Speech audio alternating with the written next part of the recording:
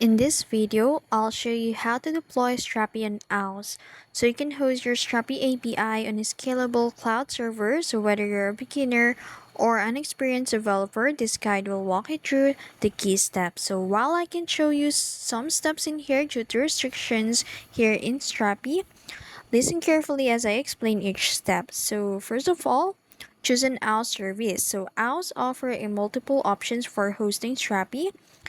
So the first one is the EC2 or the Elastic Compute Cloud. This is best for full control over your server. And then the second one is or Elastic Container Service for a containerized deployment using Docker. And then the third one is the Elastic Beanstalk. This is for easier to manage but limited in customization. And then the last one is the Light Seal. This is a simplified VPS for a smaller project. So for this tutorial, we'll focus on AWS EC2 as it provides the most flexibility. So assumingly we launch the AWS console. So listen carefully. So now once you launch it, go to the EC2 dashboard and then click the launch instance and then select an Amazon Machine Image or AMI and then choose the Ubuntu 22.04 LTS for better compatibility and then select an instance type like you can choose the T2.micro for free tier for a small project.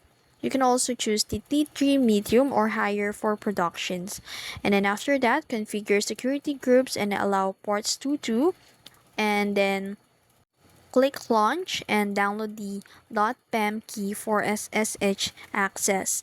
And then connect to your instance, open your terminal, and then connect to your EC2 instance using a command line program. And then update the server and install necessary packages. And then after that, install Yarn.